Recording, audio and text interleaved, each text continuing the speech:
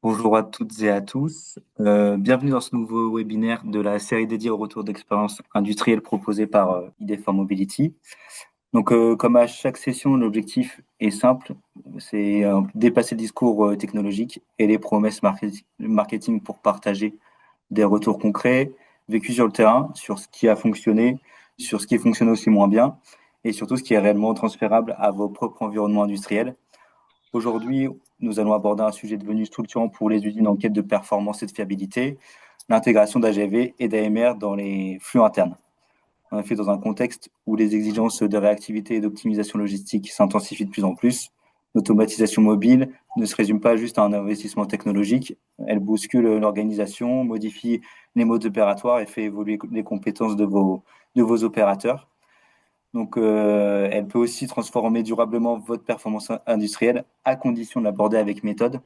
Et c'est exactement ce que nous allons analyser aujourd'hui à travers deux retours d'expérience qui nous semblent complémentaires, avec dans un premier temps l'intervention de Michel Merceron, responsable de la performance industrielle chez Manitou. Bonjour Michel, merci d'être là. Bonjour. Tu vas nous présenter plusieurs cas d'usage déployés sur les sites de Manitou, avec un zoom Oui, sur un projet d'AMR appliqué à un flux interne sur le site de Candé. Ce exactement. retour, il va nous permettre d'illustrer les conditions d'intégration et les choix techniques nécessaires pour industrialiser ces solutions. En complément, on va avoir également l'intervention de Yves Cesbron. Yves, tu es responsable des flux physiques chez Astemo sur le site d'Angers. Bonjour Yves, merci également pour Bonjour. ta présence.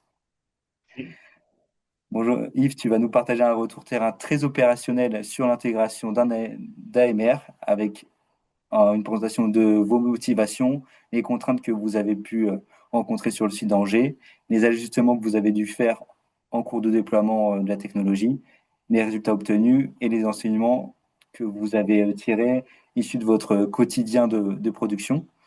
Donc, ce rendez-vous, il s'inscrit dans une démarche, comme je l'ai dit, continue de diffusion des pratiques éprouvées par les industriels du réseau. Notre vocation ici, c'est d'apporter un retour d'expérience qui soit transparent, exploitable et directement utilisable pour éclairer vos propres projets d'automatisation et d'optimisation de flux. Le format, il se veut volontairement dynamique. Donc, si vous avez des questions, n'hésitez pas à les poser dans le chat. Je me chargerai après de les transmettre à nos deux intervenants.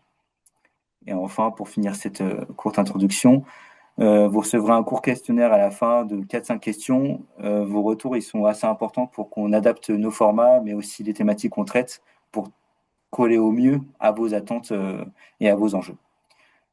Après cette introduction, alors, j'ai oublié ce petit slide, mais c'est pas grave, c'est pas la plus importante. Je vais surtout maintenant passer la main à Michel Merceron, responsable de la performance industrielle chez Manitou, pour parler des projets DGV et d'AMR. Très bien. Bonjour à tous.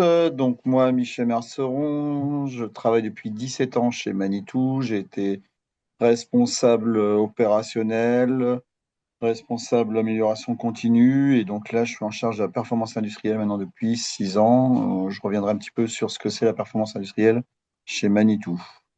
On va commencer rapidement. Alors, je ne vais pas passer trop de temps, mais pour ceux qui connaissent pas Manitou, rapidement, ce qu'on fait, comment on est implanté, et puis un slide sur l'organisation au service et ce qu'on y fait.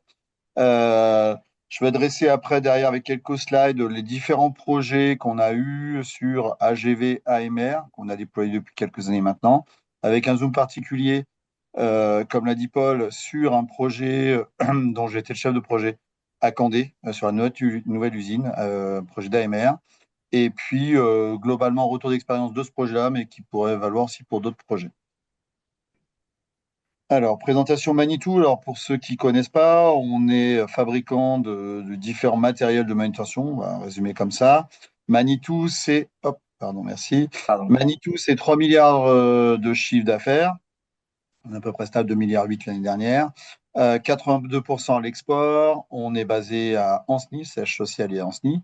Et globalement, c'est 5 500 salariés dans le monde. Notre implantation industrielle, hop, vas-y.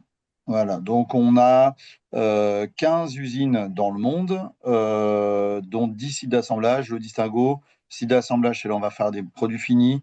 Et puis les autres sites, c'est plutôt des sites de mécano-soudure où on a une usine de batterie aussi, batterie lithium, à côté de Poitiers. Donc voilà, deux usines, hop, pardon, juste un petit, Pardon. voilà, deux usines sur le continent américain, une grosse, enfin une usine et deux usines sœurs en Italie, un site en Inde et le reste est en Europe. Si après on zoome un petit peu sur les sites de production et qu'est-ce qu'on fait chez Manitou, ça vous permettra de voir un petit peu un aperçu. Sur Ancenis, donc Ancenis, c'est la plus grosse usine. Tout à l'heure, je vous avais dit, on est 5500 dans le groupe. Et environ, alors, Ancenis a la particularité de regrouper et le siège et la plus grosse usine. On est environ 3000 sur le site d'Ancenis. On y fabrique des chariots télescopiques, plutôt moyenne et grande hauteur. À Laillé, donc sur la route de Rennes, on a une usine où on y fabrique des chariots télescopiques compacts. À Candé, on a deux sites de production où on va fabriquer des nacelles, nacelles tout-terrain sur un site et nacelles industrielles sur un autre site. Et à Beaupro, on a deux sites de production. On va fabriquer des chariots élévateurs, des chariots embarqués, ceux qui sont derrière les camions, et puis un site, un petit site, où on fait des magasinages. Nos autres sites dans le monde, hop, si, je Ah, pense que tu as raté un slide. Voilà, hop, non? pareil. Oui, celui-ci. Ok, bon, je vais le dire de tête. On a deux autres sites dans le monde, donc deux aux États-Unis, donc dans le Dakota du Sud, où on fabrique des machines plutôt destinées au marché américain, mini chargeuses. Et puis un site en Italie, on fabrique des grosses machines rotatives. Et un site en Inde où on fabrique plutôt des machines destinées au marché local, marché émergent. Donc, les missions de mon service, donc performance industrielle. Moi et donc mon équipe, on est cinq, enfin six dans l'équipe. On agit de manière transversale sur l'ensemble du périmètre des opérations, donc l'ensemble des usines industrielles. Et on va donc définir les standards, définir les outils et toute l'animation autour des métiers que sont autour de la production, l'industrialisation, donc métier manufacturing et méthode, les nouveaux outils, donc tout ce qui va être, on va dire, voilà, standard métier. On a aussi un volet sur tout ce qui est animation des schémas directeurs des sites, donc vision moyen long terme. Toute la partie lean manufacturing aussi et animation, on veut dire de métier manufacturing, lean manufacturing est chez moi aussi. Pareil pour la logistique industrielle. Donc là, on est plutôt sur la partie inbound, donc c'est-à-dire de la réception du matériel enfin de la réception des pièces dans l'usine jusqu'à l'expédition des machines. Voilà, et puis avec un filigrane aussi, tout ce qui est donc dans tous ces métiers-là, veille technologique autour de l'industrie 4.0, gestion d'époque, animation. Donc on est plus, on va dire, animateur globalement, et puis après derrière, on s'appuie forcément sur des relais locaux. Donc voilà pour mon service.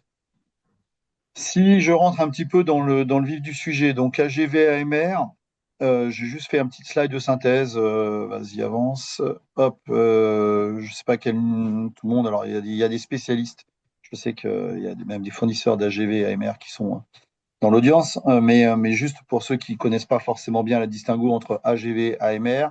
AGV, on est vraiment sur plutôt partie guidée. AMR, on est sur des systèmes de navigation avec des caméras, des capteurs, des lidars, où ils vont pouvoir naviguer dans un environnement qu'on leur a autorisé et qui vont pouvoir contourner un obstacle, alors qu'un AGV, lui, va suivre une ligne ou un système. Et quand il y a un obstacle, il va s'arrêter. Donc, c'est les différences principales. Il y en a potentiellement d'autres. Mais en tout cas, c'est les deux différences, en tout cas, que moi je fais entre un AGV et un AMR. J'ai mis quelques informations après derrière sur les différents modes de navigation, soit par laser avec des réflecteurs, soit en navigation, on va dire, par scanning, ou alors sur des lignes. Enfin voilà, il y a différents types de technologies, mais je ne vais pas m'attarder trop là-dessus, c'est pas moi le spécialiste. Et puis, quelques exemples, il y en a deux, trois chez nous, d'AGV AMR qu'on peut retrouver dans différents cas d'usage dans l'industrie. Alors, ça peut être l'industrie manufacturière, mais on trouve aussi dans les hôpitaux avec les AGV tortues pour déplacer des pièces avec les gerbeurs, on va dire, avec des fortes capacités, des plus faibles. Et puis, des systèmes enfin, un peu particuliers sur des AGV charge. C'est qu'un panel, c'est juste pour vous donner un petit peu un ordre d'idée pour ceux qui sont un peu loin du sujet. Voilà. Les différents cas d'usage. Donc, je vais vous brosser quelques photos et quelques explications. Je ne vais pas forcément m'attarder sur chaque cas d'usage. Je vais revenir un peu plus précisément sur un qu'on a déployé il y a quelques années. Euh, donc voilà, on a donc déployé sur le site d'Anceny, le plus gros site, comme je vous disais, un projet avec Ecobot donc qui s'est déroulé en 2 temps. Une première partie sur, alors là on est sur des AMR, donc entre le magasin et la production, sur des charrettes de kits, c'est-à-dire qu'en fait des opérateurs préparent un kit pour une machine donnée sur un poste donné et on transfère les machines du magasin vers le poste de production avec ces AMR. Donc on a eu 4 AMR. C'est un projet qui a pris pas mal de temps parce que il y a eu beaucoup de difficultés sur la mise en place. Alors, pas forcément lié à Ecobot, mais aussi lié à notre environnement chez Manitou. C'était la première fois qu'on introduisait aussi des AMR dans les usines. Donc, pas mal de complexité. C'est voilà, un projet qui s'est étalé sur plusieurs années. Et ensuite, on a complémenté ce projet-là, ces 4 AMR, par des AMR, mais en mode assistance au picking. Donc là, on est en mode suiveur. Donc le même type de produit, mais en mode suiveur. Vas-y. Ensuite, donc là, on est plutôt sur de l'AGV process, donc un projet de transfert d'outillage. Donc l'outillage, c'est un gabarit de soudage que vous voyez donc sur la photo en haut à gauche, où en fait l'AGV va aller chercher dans le magasin un gros gabarit de soudage pour pointer les châssis et l'emmène directement sur la ligne. Donc du coup, l'AGV ne fait qu'un transfert, enfin ne fait un transfert pour aller chercher les différents outillages. Donc, je ne sais plus de mémoire, il doit y en avoir 5 ou 6, et l'amener directement au poste. Vas-y. Tu peux avancer, Paul. Ouais, ouais, Un autre projet, alors Exent. Alors, j'ai mis les noms. Parfois, c'est des fabricants. Parfois, Exent, c'est une société, on va dire, un cabinet d'études avec lequel on a travaillé, qui a fait l'étude globale de la ligne d'assemblage de GMP, en l'occurrence ici. Et c'est eux qui ont intégré cette AGV. Donc là, on est sur de l'AGV. Ça suit une ligne. En fait, c'est un ovale dans lequel on a en fait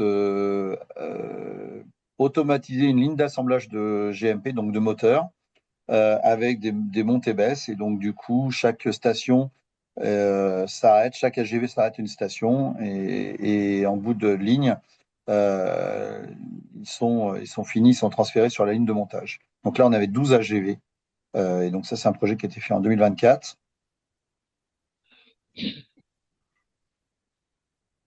Euh, Autre AGV process avec la société Exent.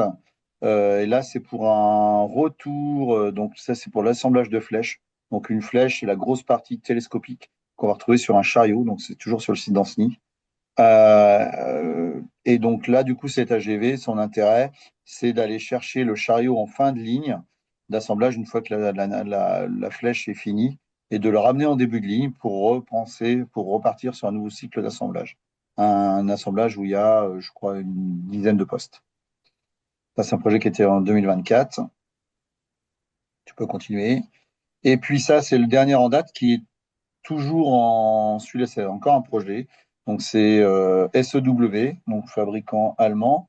Et c'est pour un autre projet de nouvelle usine qui est en cours de construction, de finalisation, on va dire, d'intégration process à Candé pour des pièces de mécano-soudure. Et en fait, donc là, il y a 3 AMR. Donc là, on est revenu dans le monde de l'AMR pour transférer des pièces interprocess, on va dire, entre la partie soudure et puis, enfin, pointage soudure et usinage.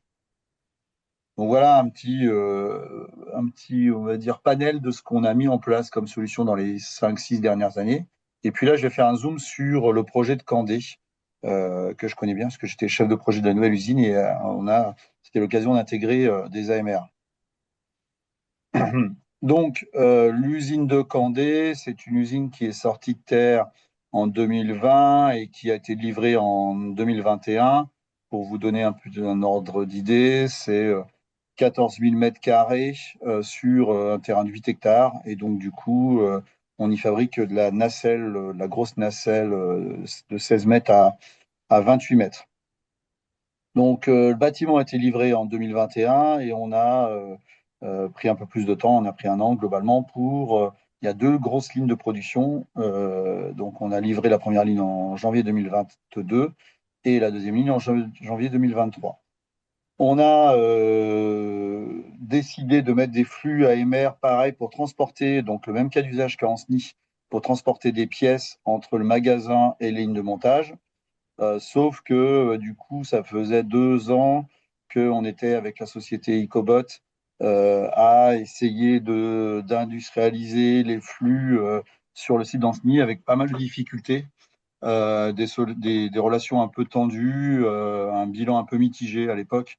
Donc du coup, on a fait le choix de partir. Alors, on a consulté Ecobot, mais on avait aussi, dans le même temps, lancé un partenariat avec une société qui s'appelle Effidence, c'est une start-up de Clermont-Ferrand, dans lequel on avait commencé à faire un partenariat sur du gerbeur. Donc la direction voulait qu'on se serve aussi de l'usine de Candé pour faire aussi, entre guillemets, une vitrine, mais aussi de privilégier Effidence pour développer un nouveau produit.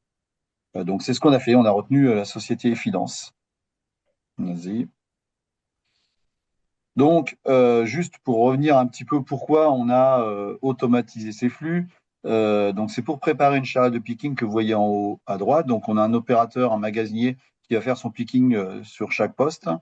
Il va ensuite, une fois qu'il a transféré son picking, donc il va transférer son chariot dans on va dire, dans un wagon qui est tiré par un petit train et qui va être amené en ligne. Donc, l'objectif, c'était déjà de supprimer, en tout cas, les petits trains dans les ateliers. Donc, d'une part en termes de productivité et d'autre part aussi en termes de sécurité, pour sécuriser un peu les flux, faire on va dire, de la livraison unitaire plutôt que de la livraison batch. Et puis d'un aspect ergonomique aussi, parce que je poussais les charrettes dans le wagon, c'était pas toujours très simple. Donc, c'est pour ça on a privilégié de l'automatisation de ces flux-là, on est passé sur des AMR. Vas-y. Donc, pour vous donner un ordre d'idée, alors j'espère que c'est assez compréhensible. Là, c'est l'usine que vous voyez en longueur. À droite, c'est la partie magasin. Donc, le magasin, pour vous donner un ordre d'idée, c'est 3500 mètres carrés. La partie plutôt à gauche, donc en bleu ciel, c'est la partie montage. Donc là, c'est plus de 10 000 mètres carrés, avec deux lignes d'assemblage principales, la ligne 1 et la ligne 2, pour simplifier, je les ai appelées comme ça, et deux secteurs de préparation qui sont soit au-dessus, soit en dessous. Et donc, l'objet est de ramener des pièces, des charrettes de kit entre la partie jaune que vous voyez et puis les lignes de montage. Donc, il y a différentes stations. Donc, il y a une quinzaine de stations à peu près où, du coup, on vient livrer des charrettes. Et aussi pour vous montrer, derrière, on reviendra aussi un peu plus tard, dès la conception, on avait intégré aussi la sécurisation des flux, puisqu'en fait, on a essayé de séparer les flux AMR des flux, donc c'est ce que vous voyez en jaune, des flux des chariots à fourche, plutôt les flux orange. Alors, il y a des croisements de flux, ça, on ne pouvait pas l'éviter, mais en tout cas, les deux engins ne cohabitent pas dans les mêmes environnements, si ce n'est juste croisés dans une allée centrale qu'on a sécurisée. Voilà, et pour vous donner un ordre d'idée, la longueur des allées fait 150 mètres environ, on peut aller jusqu'à 190, mais les AMR n'allaient pas jusqu'au bout complètement de la ligne. Tu peux avancer. Bon, là, c'est juste un petit on va le voir après, derrière, plus dans le détail, dans son environnement. Donc voilà l'AMR qu'on a conçu. Donc on a co-conçu. Manitou s'est associé, donc comme je dis, il y a un partenariat avec Effidence. Donc toute la partie, on va dire, technique et construction de l'AMR, c'était fait par Manitou. C'est un AMR qui fait 800 mm, 80 cm par 50 cm sur 30 cm de hauteur, batterie lithium, avec une capacité, ça ne doit pas être la bonne version, mais c'est pas grave, une capacité tractée de 600 kg environ. Voilà, avec des systèmes de lidar et de caméras 3D. On peut avancer. Donc, comment s'est déroulé le projet? Alors, bien avant de commencer, effectivement, on a pris en compte le retour d'expérience de ce qui s'est plutôt pas forcément bien passé sur Ancenis pour y travailler. Donc, c'est pour ça qu'on a fait des allées dédiées pour la circulation des AMR. On a intégré dès le départ du projet, voire même en amont, le service informatique dès le cahier des charges, parce que ça, c'est pareil, c'est quelque chose qui était un peu sous-estimé, on va dire. Et puis, on a constitué une équipe multiprojet. Donc, vraiment, tous ceux qui étaient partie prenante, on va dire, dans le projet, que ce soit la partie logistique forcément, montage, méthode, mais aussi HSE, et puis les travaux neufs. Et ce qu'on a aussi, ça c'est un principe de base, on ne voulait pas démarrer les AGV en même temps que le process. Donc on a laissé le process s'installer, et une fois que le process était rodé, puisque c'était une nouvelle usine, hein, nouvelle usine, nouveau process, on a lancé les AGV, enfin AMR, en production. Donc après, ça s'est passé en plusieurs temps. On a commencé à livrer le premier AMR en fin T1 2022 et on a, entre guillemets, joué avec, fait des essais, donc tout en gardant comment dire, les livraisons des charrettes par petit train en attendant. Et du coup, le temps que du coup, on essaye les AMR dans leur environnement, à l'occurrence, il n'y en avait qu'un, qu'on fasse des essais, que tout le monde s'approprie le sujet, qu'on fasse les cartographies, le système de navigation, l'implantation des gares. Donc voilà, et une fois qu'on est à peu près prêt, donc on a introduit les trois AMR sur la ligne, d'abord sur une première phase sur la ligne 1 en novembre 2022, et puis sur la deuxième phase en septembre 2023 avec deux robots supplémentaires. Je peux passer. Alors, rétexte du projet. Donc là, déjà, c'est pour vous aussi de voir de quoi il s'agit, hein. Donc, on transporte des charrettes, donc comme je vous disais, du magasin vers les lignes de production, donc vers les postes de montage, avec des gares d'arrivée, des gares de départ. Ils sont autonomes dans leur circulation, même si on leur a dit, on leur a précisé les couloirs de circulation dans lesquels ils devaient être, là où ils peuvent interagir. Là, on voit en l'occurrence, ils passent une porte Nergeco, donc c'est possible aussi. On aurait pu l'interdire, on l'avait autorisé pour bien sécuriser les flux. Donc, un petit zoom après derrière sur comment s'est déroulé le projet. Ce que vous voyez là, c'est le nombre de défauts par jour qu'on a retrouvé. Donc, au départ, on avait trois, et puis après derrière, on le voit la partie en jaune, là, on a intégré les deux autres. Je ne vous cache pas qu'au départ, on avait vraiment beaucoup, beaucoup de mal. On était sur 60 arrêts tout cumulés par jour. Et 60 arrêts, enfin un arrêt, ça pouvait durer quelques secondes, minutes, mais ça pouvait aussi durer des heures. À un moment donné, j'avais même un opérateur, pour bien comprendre ce qui se passait, qui suivait l'AMR toute la journée. Donc, les premiers, alors je ne vais pas revenir tous les défauts qu'on a retrouvés, mais en gros, on avait une première catégorie de défauts qui était autour des opérateurs. En fait, on avait sous-estimé cette partie en fait intégration entre l'homme et la machine. C'est-à-dire que pour que les AMR viennent prendre la charrette au bon endroit, il fallait qu'elle soit positionnée au bon endroit. Si elle était décalée un petit peu de quelques degrés, si elle n'était pas forcément à la bonne place, lui, l'AMR, il venait à la place qu'on lui avait dit, même s'il a un système de reconnaissance, il peut s'adapter, mais c'est dans une certaine limite. Donc déjà, il a fallu bien former les opérateurs autour de ça. Pareil, quand les AGV s'arrêtaient, les opérateurs, du coup, prenaient un peu la liberté parfois d'essayer de le relancer ou d'essayer de le rebouger. Sauf que il perdait sa référence et donc, du coup, il était perdu dans l'environnement. On n'a jamais eu rien de très grave, mais on a parfois trouvé un AMR qui commençait à rentrer sur une ligne de production. Bon, forcément, il s'arrêtait parce qu'il y avait les lidars et autres, mais derrière, effectivement, c'est tous ces déboires-là qu'on a connus. On a travaillé sur le logiciel. Il y avait aussi au niveau du lestage des roues, et notamment des roues, puisqu'en fait, il y a un système de codage. Alors, je ne suis pas un spécialiste, hein, mais un d'odométrie, je crois qu'on dit ça, sur le repérage dans l'espace. Donc, si les roues patinent un peu, si la charrette est un peu trop ou pas assez chargée, du coup, à un moment donné, il va y avoir un décalage entre l'endroit où pense être l'AMR et puis l'endroit où il est réellement. Donc ça, si c'est des décalages qu'on avait eus. On a amélioré la détection des servantes, etc., des repères dans l'environnement, des mises à jour de logiciels.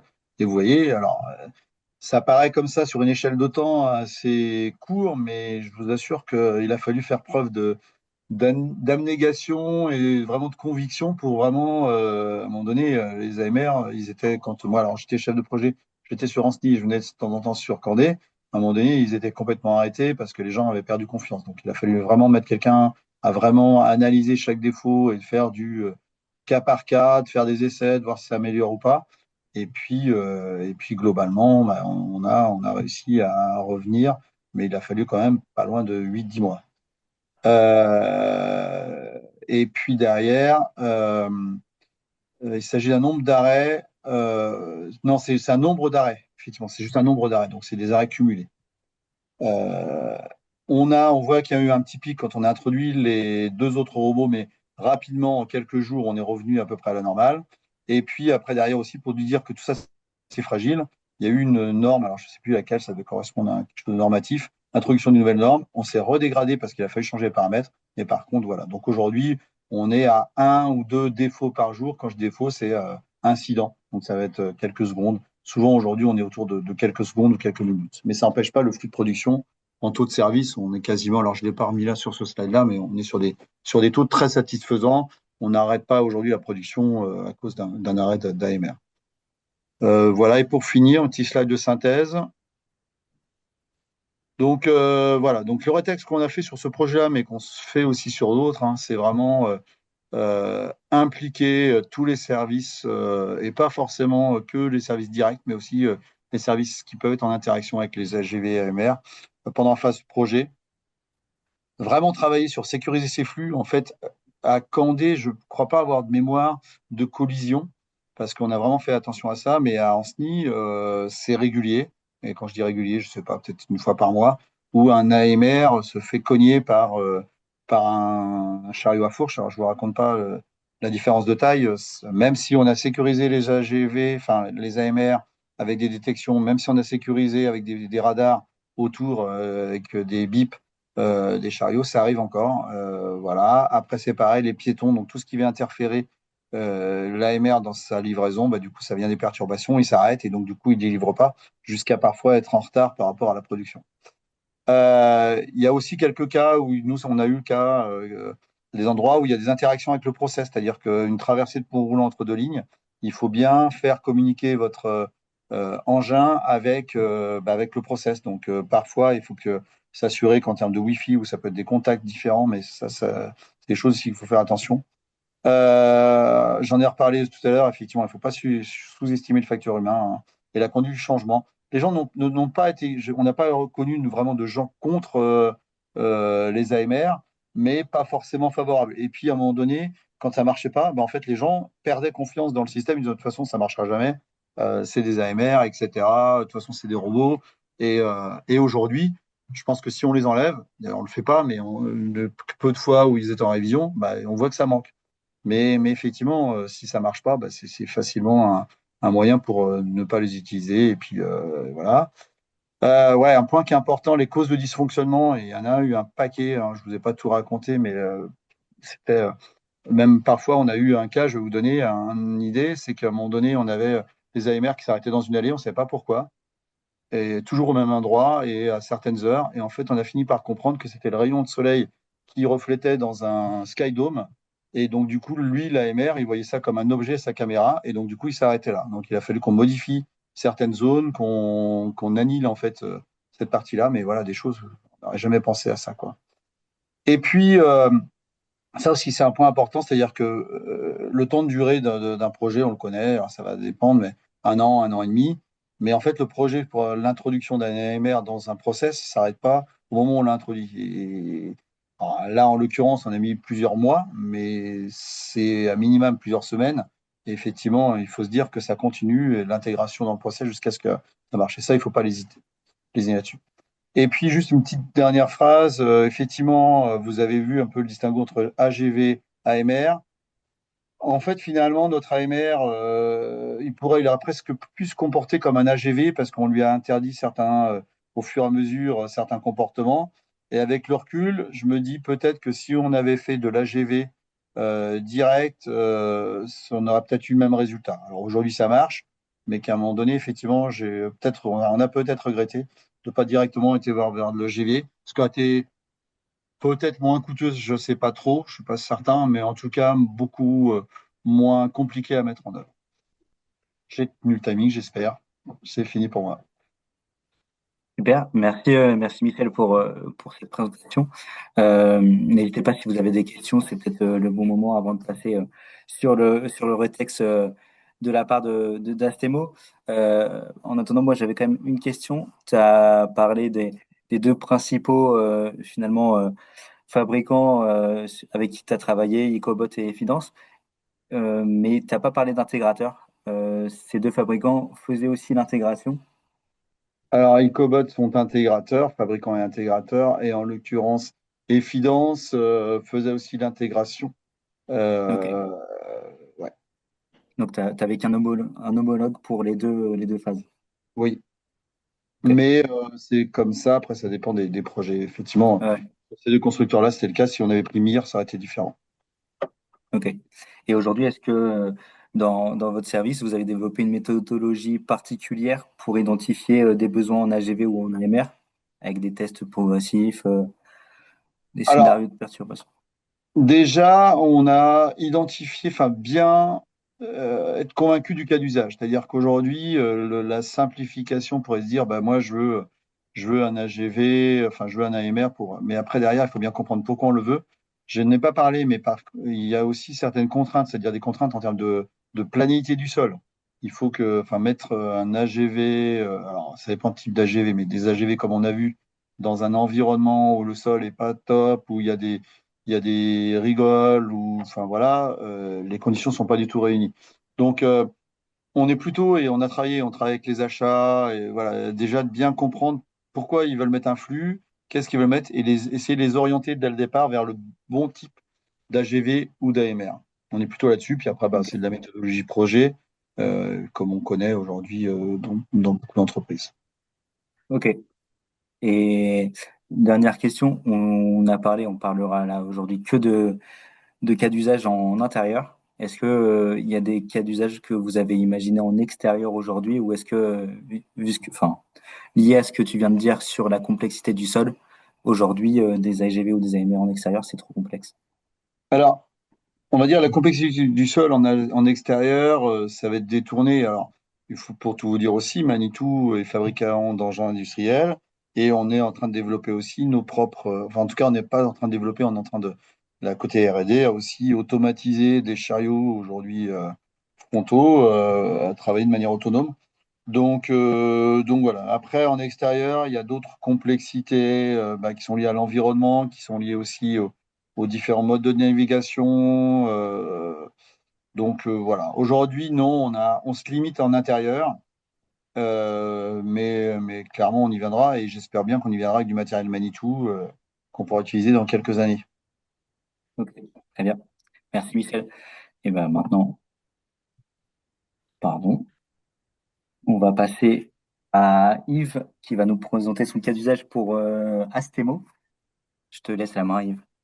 Oui, merci. Donc, moi, c'est Yves Sévron. Donc, je suis responsable des flux physiques, de la partie logistique au sein d'Astemo. Je suis chez Astemo depuis maintenant 24 ans. Et on va voir, on a changé de nom. Donc, le mot Astemo vous dit peut-être pas grand-chose, mais on a changé plusieurs fois de nom. Alors, vas-y, tu peux passer. Voilà, Astemo, je vais vous présenter quel a été le choix de l'AMR. Qu'est-ce qu'on a automatisé comme Ah, flux chez Astemo et comment on a mis en œuvre cet AMR et puis quelles sont les conditions de la réussite. Voilà, je vais essayer de vous décrire un peu le retour d'expérience. Alors Astemo, on est un groupe assez récent. Si tu peux passer, voilà. Astemo veut dire Advanced Sustainable Technology for Mobility. Donc on est dans le monde automobile. On a 90 000 employés dans le monde et 139 sites, dont 13 qui sont en Europe. Voilà. Alors, on voit justement, on voit cinq sites sur la droite, là, cinq sites qui sont basés en Europe, à Angers, donc celui que je vais vous présenter, à Brantes au Portugal, en Espagne, en Turquie et en Pologne, qui fabriquons, là, ces cinq sites-là, des freins. Donc, c'est notre activité frein. Je vais vous la présenter juste après. Alors, voilà notre usine à Angers, à Saint-Barthélemy d'Anjou exactement. Alors, on est 300 salariés sur le site, on fonctionne en 3-8 et on a une équipe durant le week-end. On fait 4,3 millions de freins par an. Donc, c'est plutôt de la très grosse série, quoi. Voilà, c'est notre méthode, c'est de la grande série. On a 7 clients en première monte et 32 clients sur la partie aftermarket, au change. On a un chiffre d'affaires de 267 millions d'euros en 2024. Alors, on a changé de nom, je vous l'ai dit plusieurs fois. L'usine a été construite en 1972, on s'est appelé DBA, puis après Bendix, Signal, Bosch en 96, Châssis Brex International en 2012, c'était plutôt américain, Bosch c'était allemand évidemment. En 2021, on a été racheté par Hitachi, groupe japonais, et depuis 2025, on est Astemo. Astemo est détenu en partie par Hitachi et en partie par Honda, donc deux groupes japonais. Bien qu'on ait changé de nom, on n'a jamais cessé de faire des freins. Des freins à disque, aujourd'hui on en fabrique 91%, et puis un petit peu de freins à tambour, une activité qui va s'arrêter dans un an. Alors, choix d'un AMR, AGV AMR, tu l'as présenté Michel, donc on va passer assez vite, mais l'AGV est limité par l'infrastructure de guidage et l'AMR, lui, est autonome sur son environnement. Et l'environnement peut éventuellement être mouvant, bouger. L'AGV, lui, si jamais il rencontre un obstacle, il va s'arrêter. L'AMR a la capacité, dans son corridor, de pouvoir contourner l'obstacle pour aller à sa destination. Bon, là, c'est pareil, tu l'as présenté, Michel, il y a différentes technologies, hein, le filoguidage, l'optoguidage, laser guidage, et puis l'AMR qui est le géoguidage, plutôt, à base de LIDAR. Qu'est-ce qu'on a automatisé comme flux chez Astemo? Alors, on a un préassemblage des plaquettes de frein sur une de nos lignes, sur une ligne, sur un secteur, et on faisait ce transfert des plaquettes préassemblées via des petits chariots là qu'on appelle des dollies, avec, on le voit les petits chariots avec les boîtes jaunes. On le faisait ce transfert-là par un petit train, et donc on a voulu automatiser en passant par un AGV qu'on voit sur la droite qui transporte là les dollies avec les boîtes de patins, enfin on appelle patins mais plaquettes de frein. Alors, la cartographie, chez nous, on a l'espace de préassemblage des plaquettes et notre robot, là, s'en va sur, par exemple, la ligne 3, mais il va pouvoir desservir 3 lignes comme ça. Donc là, l'exemple, il est sur la ligne 3, il va faire son circuit en flux tiré, c'est-à-dire que c'est les opérateurs de la ligne 3 qui vont commander les dollies de plaquettes de frein. Puis ensuite, lorsqu'ils vont vouloir retourner des dollies vides, ils vont commander aussi l'AMR, et ça, c'est un flux poussé. C'est la ligne 3 qui va dire bah, j'ai un dolly vide à retourner dans la zone d'assemblage des plaquettes. Alors, dans la mise en œuvre, nous, c'est un petit peu différent de Michel parce qu'en fait, on a un fabricant qui faisait exactement ce type de robot pour déplacer des dollies, et ce fabricant ne faisait pas la partie intégration. Donc, il a fourni le matériel, le robot, l'AMR, il s'assure de la sécurité de ce robot, il prend en charge aussi toute la partie charge électrique de l'AMR, et la gestion de la cartographie via un AMS, j'en reparlerai tout à l'heure. Et donc, c'est Bosch Rexroth qui fait ce robot-là, ce robot qu'on a vu tout à l'heure à l'image. Et comme il ne faisait pas la partie intégration, on a fait appel à un intégrateur pour gérer les missions d'appel des lignes d'assemblage, gérer aussi les FIFO, puisqu'en fait nos différents dolis arrivent avec une date et une heure dans le supermarché. L'intégrateur a fait la partie interface utilisateur, mis en place aussi des terminaux pour les utilisateurs, des tablettes. Et cet intégrateur, c'est Wio, qui est basé à Nantes. Voilà. Alors, on va voir une petite vidéo là qui va vous montrer comment ça fonctionne.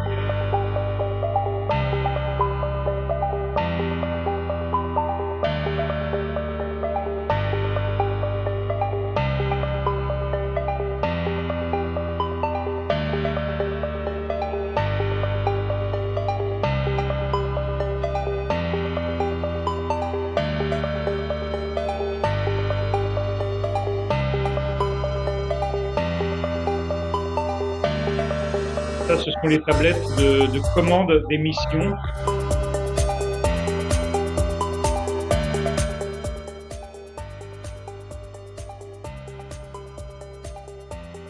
Là, il était sur sa zone de parking et juste à côté la zone de charge. Et il va aller chercher le dolly de plaquettes de frein dans le supermarché. On les voit à gauche, là, les supermarchés.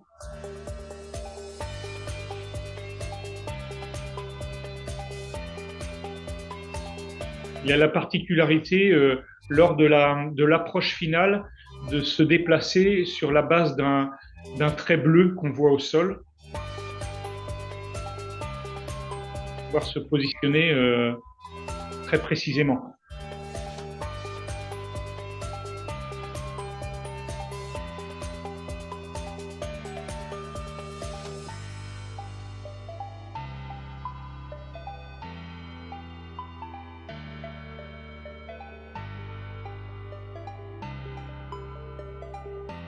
Il a une vitesse qui est proche de la marche.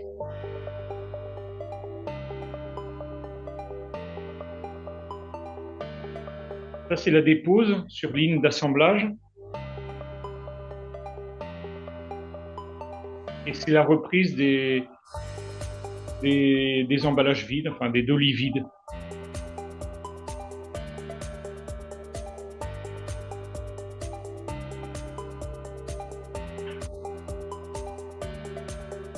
On voit nos allées, par exemple, ici, donc c'est l'espace dans lequel il peut évoluer, donc c'est un corridor, et on limite sa capacité de mobilité à l'intérieur du corridor.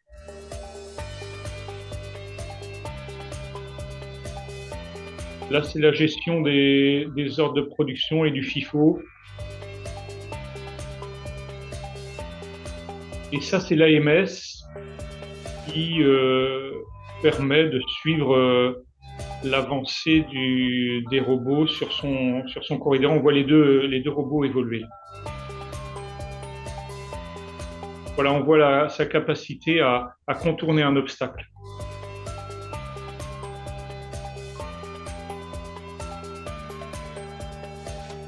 Et à s'arrêter si jamais il y a un piéton, évidemment.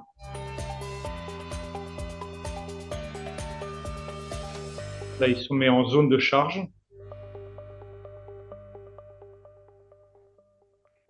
Voilà. Voilà un peu pour la vidéo. Alors, qu'est-ce qu'on peut en tirer un peu comme en retour d'expérience de cette expérience? On a un seul type d'AMR, hein, comparé à Michel qui a plusieurs situations. Alors, il faut avoir une interface utilisateur facile à utiliser. Et ça, pour nous, l'intégrateur, donc qui est Wio, nous a mis à disposition du matériel et une application qui est vraiment très simple. Pour l'utilisateur, c'est extrêmement simple. Soit une tablette d'un côté assemblage, c'est la commande des missions, soit côté pré-assemblage avec des douchettes là, pour pouvoir dire que le dolly il a été mis dans le supermarché. il faut avoir un matériel robuste, fonctionnel à 100%. Et là, pour le coup, le matériel qui nous a été fourni, ça n'a pas toujours été le cas. Les premiers, on avait deux AMR dans un premier temps, qui ont sans doute été mal assemblés et qui ont été remplacés au bout de 6 mois par le fabricant parce qu'ayant trop de pannes. Donc ça, c'est une difficulté. Avoir, avoir une autonomie aussi pour les petites évolutions, c'est-à-dire qu'aujourd'hui, nous, on a cette capacité-là de pouvoir faire évoluer soit les corridors, soit les chemins de passage, voire même de changer les références. Hein. Dans le supermarché, on a une ligne par référence. Parfois, la référence évolue au fur et à mesure des nouvelles séries qui arrivent, et la capacité d'autonomie là pour pouvoir faire évoluer ça, eh bien, on l'a grâce à l'AMS du fabricant et à l'appli de l'intégrateur. Alors, ouais, ce qui est bien, c'est aussi avoir du service. Je l'ai dit, on a eu beaucoup de pannes aussi sur les AMR, hein, et,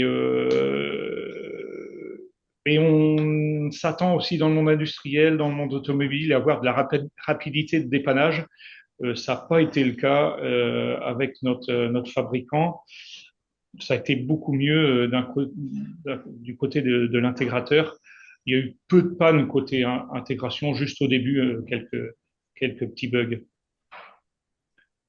Et puis faire attention à l'interaction entre chariot et élévateur et puis AMR. Michel, toi tu en parlais. Il y a une coactivité chez nous à l'usine Astemo entre les chariots élévateurs et les AMR. Et ben, on a connu un chariot élévateur qui a shooté un AMR. Et ça, faut faire très attention. Donc, on a équipé maintenant nos chariots élévateurs de détecteurs d'AMR.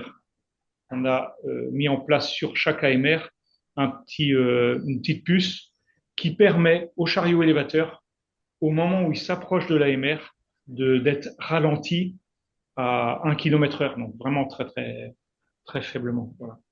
Donc ça, c'est un point sur lequel il faut faire attention dès le début, en fait, dès le début d'un projet.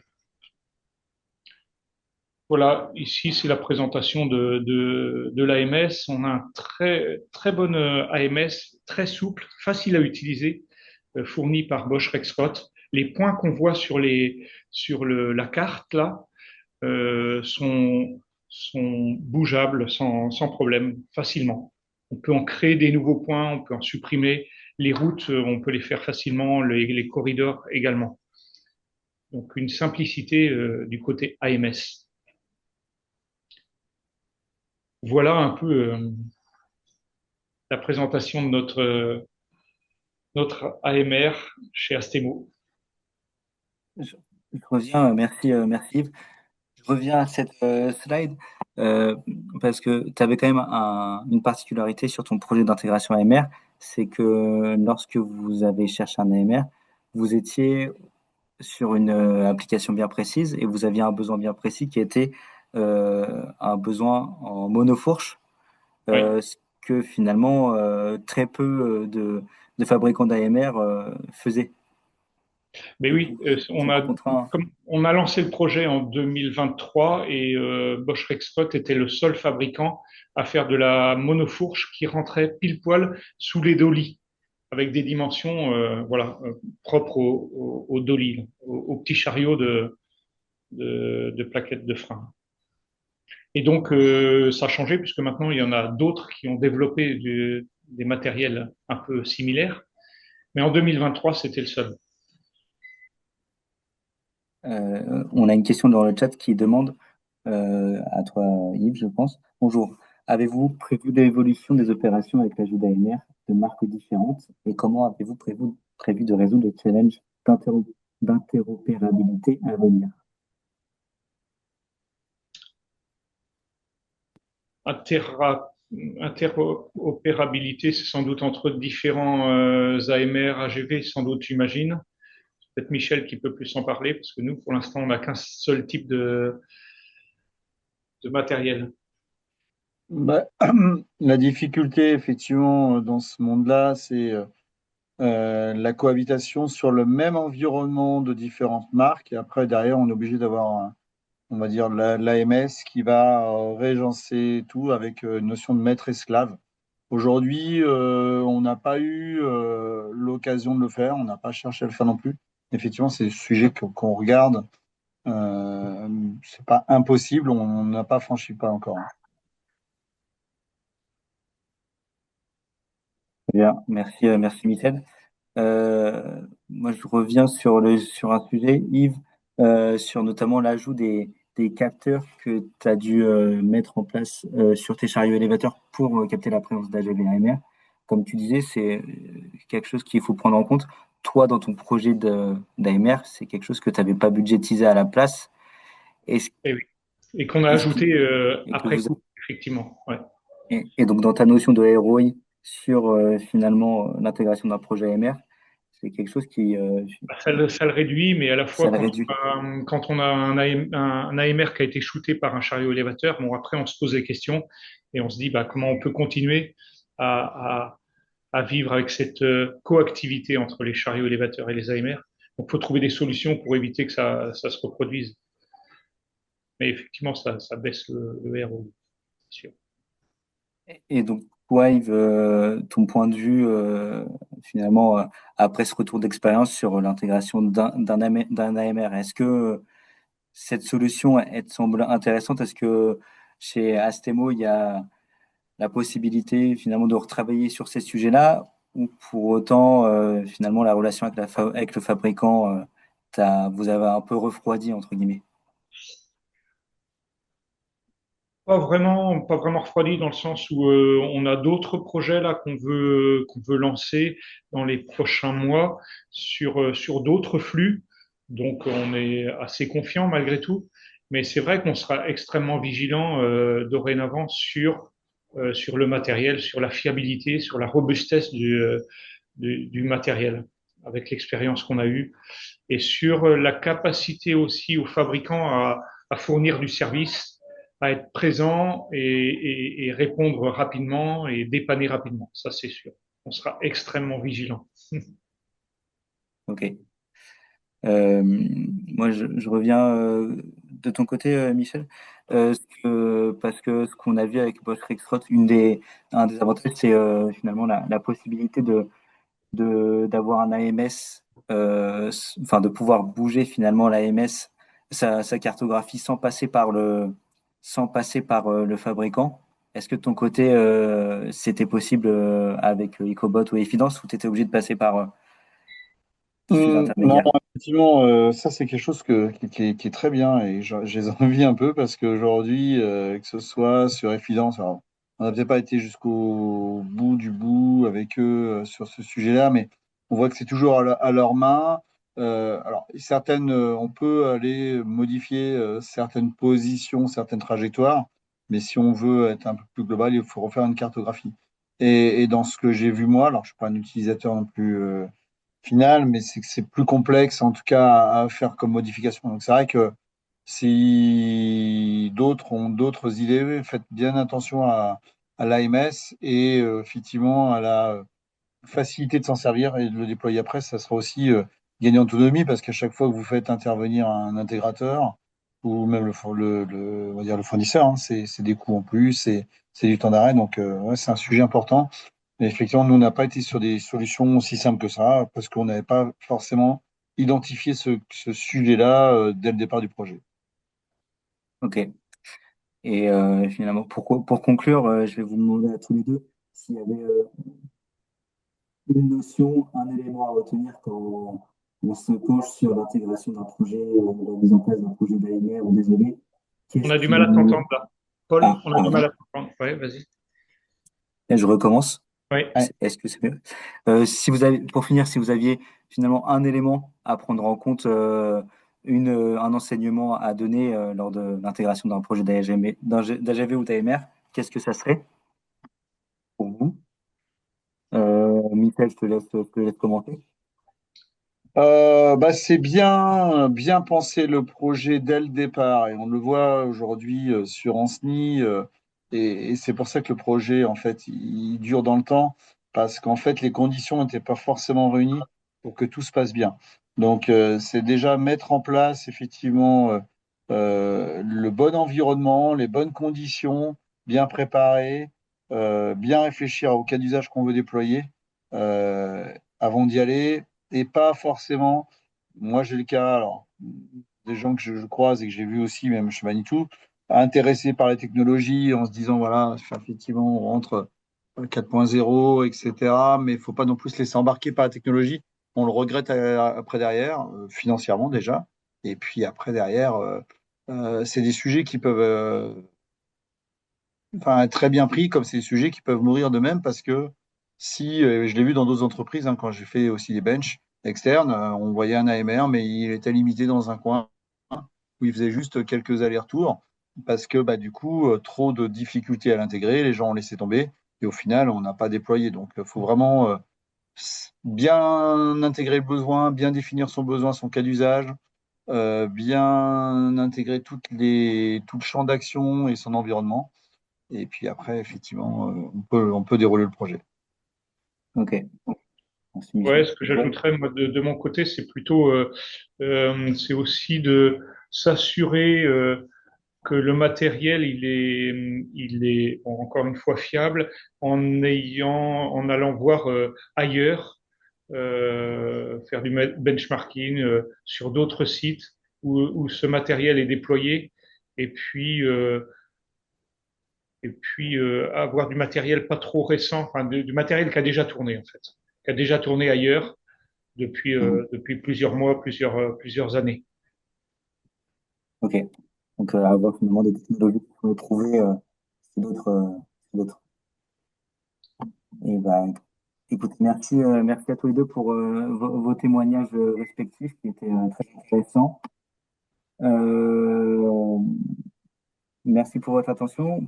Pour les participants, n'oubliez pas de répondre au sondage qui vous a été envoyé, parce que, il permet finalement de répondre à vos attentes. On a ciblé les questions pour savoir ce sur quoi vous voulez travailler prochainement et sur si vous aviez des projets d'intégration d'AGV, d'AMR, qu'on puisse finalement voir au cas par cas ce que le pôle pourrait vous apporter. 11h57, on a tenu le timing. Merci, merci à vous. Merci, Merci.